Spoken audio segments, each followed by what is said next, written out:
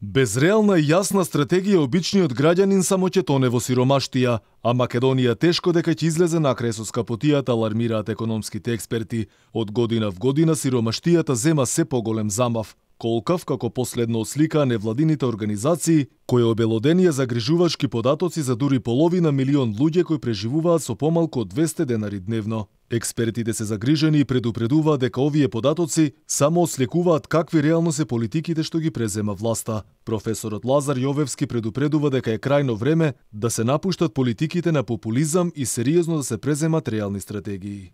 Мора државата да интервенира и да преземе чекори и мерки кои што ќе значат намалување на стапката на сиромаштија и оттргнување на граѓаните, на се поголемиот број на граѓани од патот кој што ги води кон сиромаштија.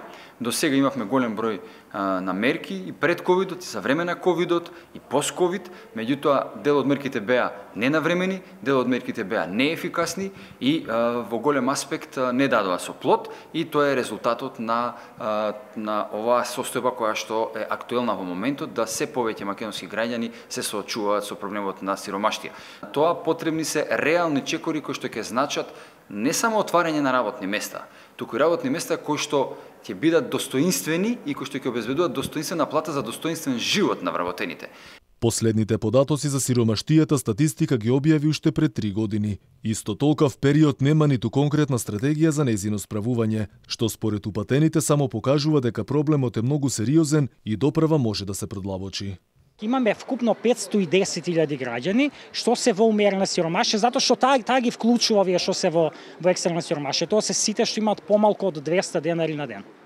Значи четвртина држава, односно и повише од четвртина држава, ќе живеат во умерена сиромаштија. Екстрена сиромаштија се луѓе што живеат со помалку од 60 денари на ден, што практично преживуваат. Не живеат, туку преживуваат. Економистите алармираат дека нема ден, а да нема куп куфери на автобуските станици и по аеродромите, оти незадоволната младина постојано купува билет во еден правец, оти како што велат сака да живее како што доликува, а не само да тапка вместо.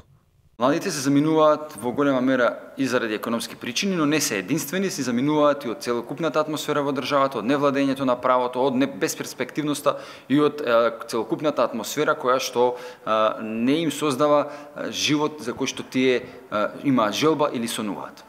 Според последните податоци, повеќе од 1/4 од луѓето се очекува да западнат во сиромаштија до крајот на годинава, зашто државата никако да ги покачи платите на работниците. Според економистите, нешто повеќе од 510.000 граѓани живеат со 60, односно со помалку од 200 денари дневно, пари што не им стигнуваат ниту за леп и млеко, а камоли за останатите трошоци.